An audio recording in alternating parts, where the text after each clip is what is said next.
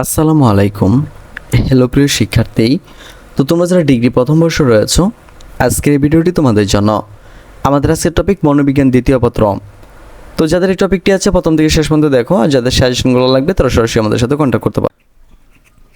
তো আমাদের Facebook group হচ্ছে যেটা BD study apps by Abdullah, আর আমাদের ফেসবুক পেজ হচ্ছে যেটা বিডি স্টাডি অ্যাপস। তো তুমি চাইলে এগুলোতে অ্যাড হয়ে যেতে পারো। তো অ্যাড হলে আমাদের সম্পর্কে অনেক কিছু জানতে পারবা। আমাদের সাজেশনগুলো সম্পূর্ণ প্রশ্ন প্লাস উত্তর সহ। তো চলো আমি তোমাদেরকে ক বিভাগ থেকে কিছু প্রশ্ন দেখিয়ে দিচ্ছি। আমাদের প্রথম প্রশ্ন, মনোবিজ্ঞান কি? মনে রাখবা, মনোবিজ্ঞান হলো আচরণ বা মানসিক প্রক্রিয়ার বিজ্ঞান। এরপর দেখো, পরীক্ষণ মনোবিজ্ঞান চর্চা সর্বপ্রথম কোন দেশে শুরু হয়েছিল? উত্তরটা হচ্ছে পরীক্ষণ মনোবিজ্ঞান চর্চা সর্বপ্রথম জার্মানিতে শুরু হয়েছিল। আমাদের 3 নম্বর প্রশ্ন, কোথায় প্রথম পূর্ণাঙ্গ মনোবিজ্ঞান গবেষণার স্থাপিত হয়? এটা হবে জার্মানিতে। উদ্দীপক কি? যে শক্তি জীবদেহকে কোনো স্থানে উত্তেজিত করে তাকে উদ্দীপক বলে। প্রতিক্রিয়া কি? যে শক্তি উদ্দীপকের উত্তেজনায় কোনো শিরায় বা ক্রিয়ায় সাড়া দেয় তাকে প্রতিক্রিয়া বলে। প্রতিক্রিয়াকাল কি? কোনো উদ্দীপকের উপস্থাপনায় আরম্ভ সময় থেকে এর প্রতিক্রিয়ায় যে সময় ব্যয় হয় তাকে প্রতিক্রিয়ার সময়কাল বা প্রতিক্রিয়াকাল বলা হয়। এরপর দেখো, চল কি?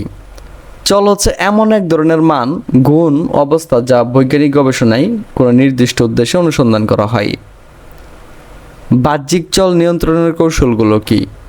তো বাহ্যিক চল নিয়ন্ত্রণের কৌশলগুলো হচ্ছে অবস্থার সমতা, অপসারণ, ভারসাম্য সৃষ্টি, মূল্যায়ন এবং দৈব চয়ন পদ্ধতি।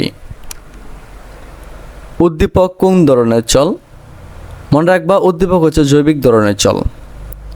অন্তর্বর্তী চল কাকে বলে? যেসব চল অনির্ভরশীল তাকে অন্তর্বর্তী চল বলা হয়।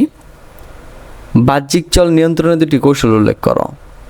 তো বাহ্যিক চল নিয়ন্ত্রণের দুটি কৌশল হচ্ছে পরীক্ষণ দল ও নিয়ন্ত্রিত দল।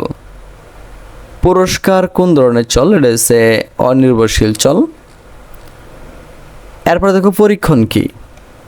পরিকল্পিতভাবে এবং নিয়ন্ত্রিত পরিবেশে উদ্দীপকের উপস্থাপন করে প্রতিক্রিয়া পরিমাপ বা উপাত্ত সংগ্রহ করাকে পরীক্ষণ বলা হয়। পরীক্ষণ পদ্ধতি কি? কোনো বিশেষ উদ্দেশ্য পরিচালিত হয়ে নিয়ন্ত্রণাধীন অবস্থায় কোনো মানসিক প্রক্রিয়াকে নিরীক্ষণ করার জন্য যে প্রণালী তাকে পরীক্ষণ বলা হয়। বস্তুনিষ্ঠতা কোন ধরনের বৈশিষ্ট্য? এটা হচ্ছে তোমার পরীক্ষণ পদ্ধতির বৈশিষ্ট্য। বৈজ্ঞানিক পদ্ধতির নাম লিখো। তো বৈজ্ঞানিক পদ্ধতির নাম হচ্ছে পরীক্ষণ পদ্ধতি। সমস্যার সমাধানের জন্য কি প্রয়োজন? মনে রাখবা, সমস্যার সমাধানের জন্য গবেষণা প্রয়োজন। সমস্যার দুটি উৎস উল্লেখ করো। এটা হচ্ছে পূর্ববর্তী গবেষণা ও সাহিত্য পর্যালোচনা। প্রকল্প কি? সমাধানযোগ্য এবং প্রমাণিত উক্তিকে প্রকল্প বলা হয়। তো এইভাবে আমাদের ক বিভাগ, খ বিভাগ, গ বিভাগ প্রশ্ন প্রত্যুত্তর সহ সাজানো রয়েছে। তুমি চাইলে আমাদের সাথে কন্ট্যাক্ট করে এগুলো খুব সহজে নিয়ে নিতে পারো। তো আজকে এখান থেকে বিদায় নিচ্ছি।